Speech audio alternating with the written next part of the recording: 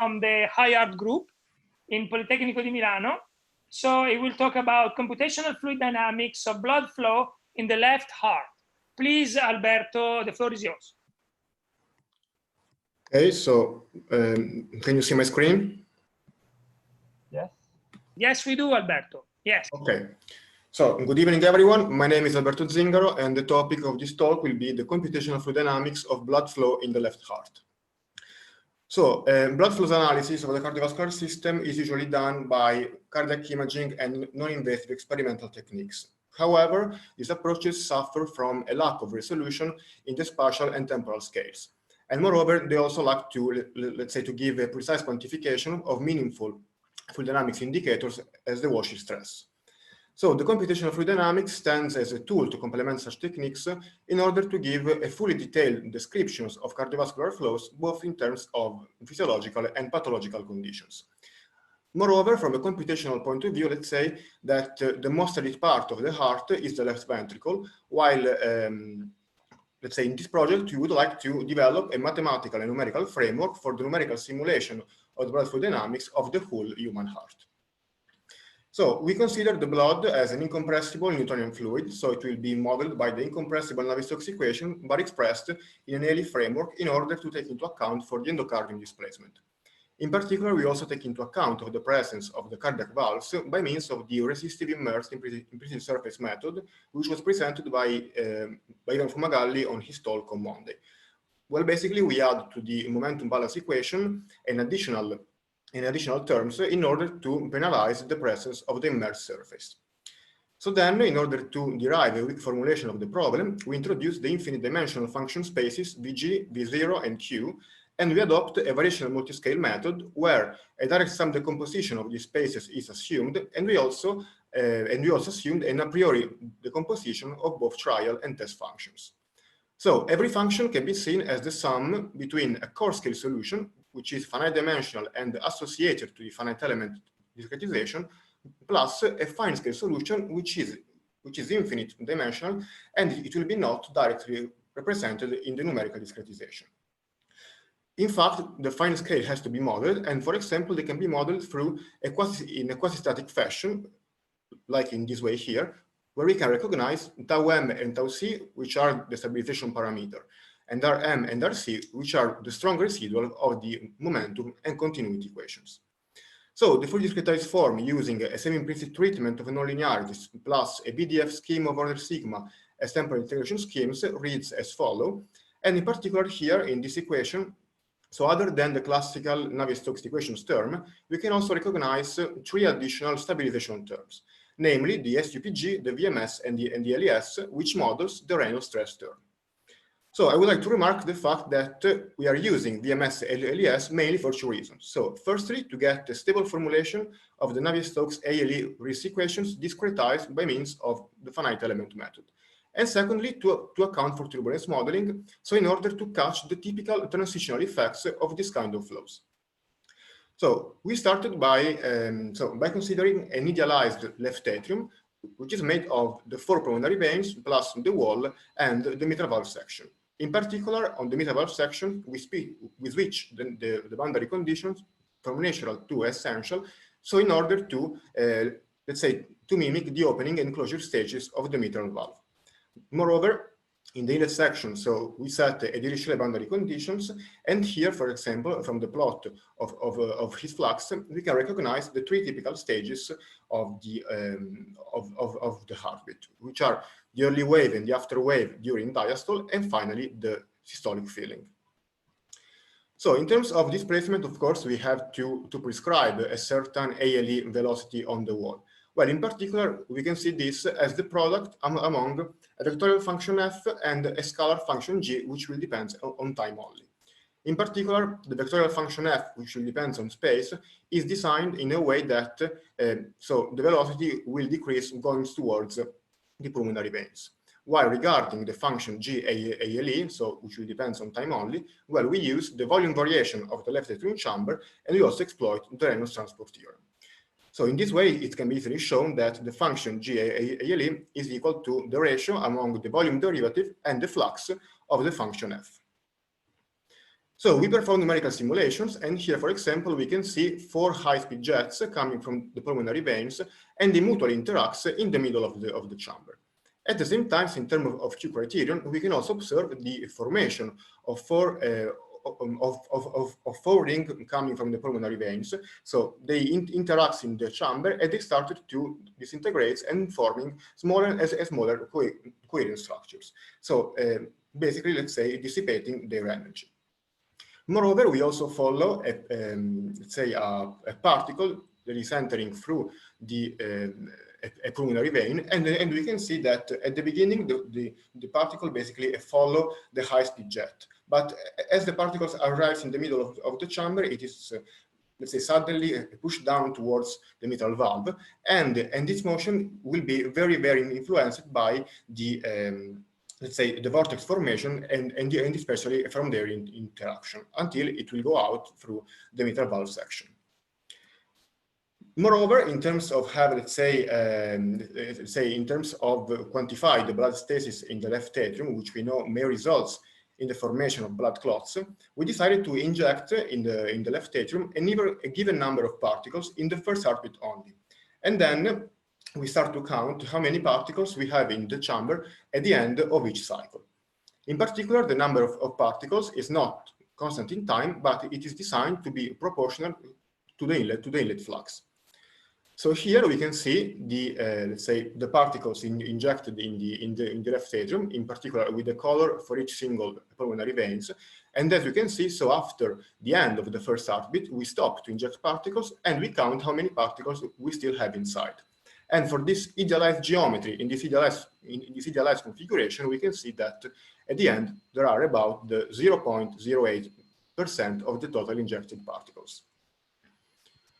Okay, so for this study, then, we also performed a verification study, and in particular, we wanted to understand the role of this turbulence model, but in transitional regime for hemodynamics application.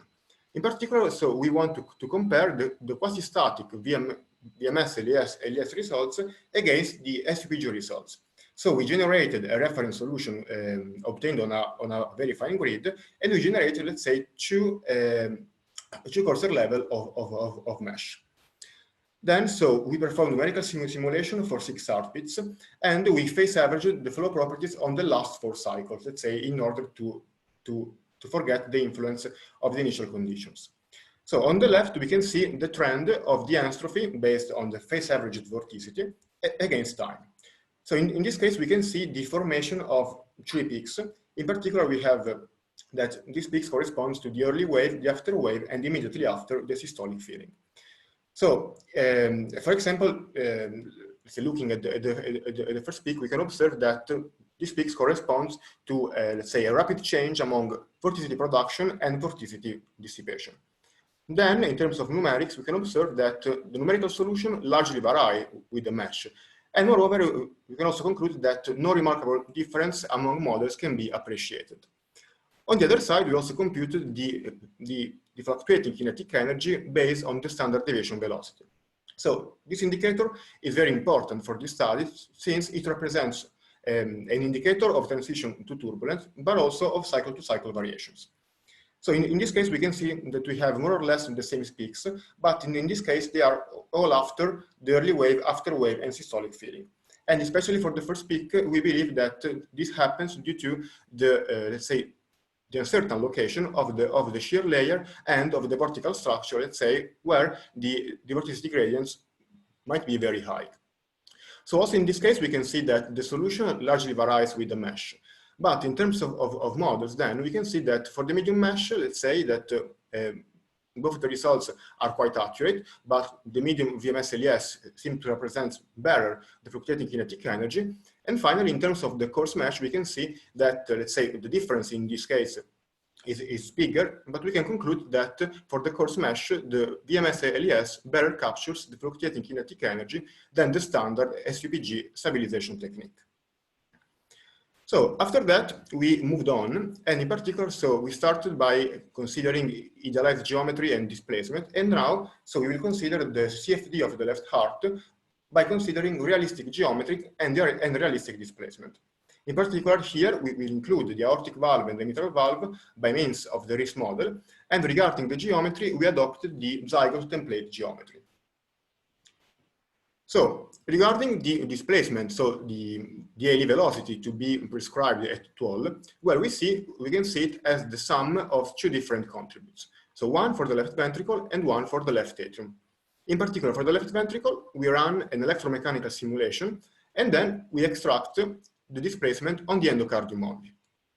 So we project this displacement on the whole left heart, and then we divided the left heart geometry in 4 subdomains. Then, in order to isolate, let's say, the effect of the displacement achieved in the electromechanical simulation on the left ventricle only, we compute a function phi as a solution of a Laplace-Dirichlet problem, and basically at the end, this function will be equal to 1 on the left ventricle, to 0 on the descending aorta, and also to 0 on the top of the atrium. And it will vary smoothly on the left atrium. On the other hand, let's say in a similar manner, in order to isolate the contribution of the left atrium, we compute two functions that I'm calling here psi1 and psi2, also here as the solution of two Laplace-Dirichlet problems, and at the end, the product is represented here on the figure 6. So it will be equal to 0 on the left ventricle and in the descending aorta, and it will arise, let's say, smoothly on the left atrium by fixing also the pulmonary veins. So at this stage, we have to set the maximum left atrium displacement. We will compute normals, and we also compute a function g, that is a function that is basically describing the variation in time of the left atrium displacement. And it is obtained through an algorithm that exploits physiological consideration and which basically link the function g to the left atrium volume variation. So we get this kind of displacement, so where we can see that for the left ventricle, we are basically using the electromechanical simulation, while we extend it to the rest of the domain, let's say, exploiting physiological considerations. And here on the left, I'm also reporting the volume of the left ventricle and on the left atrium, and also by deriving these two quantities, we can also get the inlet pulmonary veins flux that is set as boundary conditions. So also in this case, we can recognize the 3 phases, which are the early wave, the after wave in diastole, and finally the systolic filling. In terms of boundary conditions, well, we set on 3 out of 5 inlet sections a Dirichlet boundary conditions, while on the 2 remaining pulmonary veins, we set normal boundary conditions with the constant pressure. On the outlet, we set a resistance type boundary conditions, and here on the plot on the right, I'm giving, let's say, an indication of the flow of the pressure in the aorta. Okay, so we performed numerical simulation in LifeX using a mesh made of 1.1 million degrees of freedom, and in particular here we can see the volume rendering of velocity magnitude, where we can appreciate that at the beginning we have the, let's say, the 4 high-speed jets flux coming from the pulmonary veins, they mix in the middle of the chamber, and then we can see a high-speed jets, let's say, passing through the orifice of the mitral valve. So these jets will fill the left ventricle, and after that we have the after wave, where we can observe that we have again a high-speed jet coming through the mitral valve, but differently from before, let's say, this jet will be rapidly damped due to the rapid closure of the mitral valve. Then there is the rapid opening of the aortic valve, which will mark, let's say, the beginning of systole. So we also represent the Q criterion colored with vorticity magnitude and the surface leak representation on a slice which is colored with the velocity magnitude. So in this case, we can see the formation of an O-ring shaped vortex that is rolling through the mitral valve leaflets. So this ring goes towards the left ventricle wall and towards the apex. And then as the systole begins, all these coherent structures are basically flushed out in the aorta.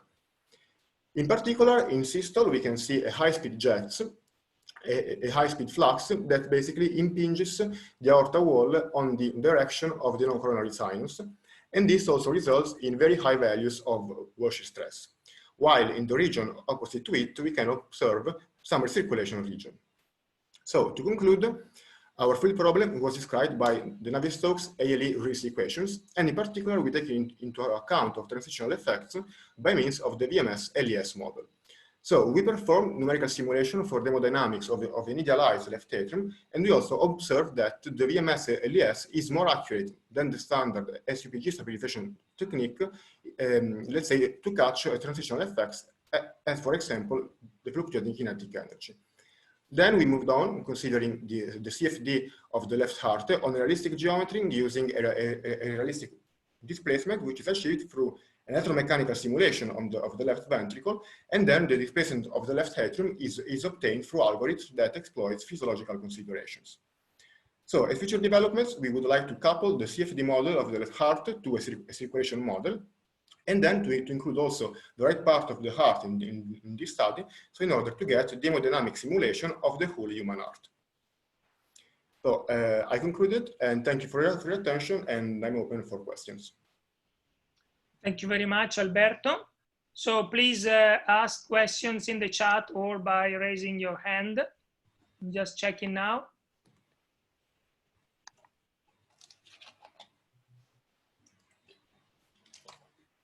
So while we wait, I have a question for you, which is the following. So did you ever compare your model with a model without any turbulence effects?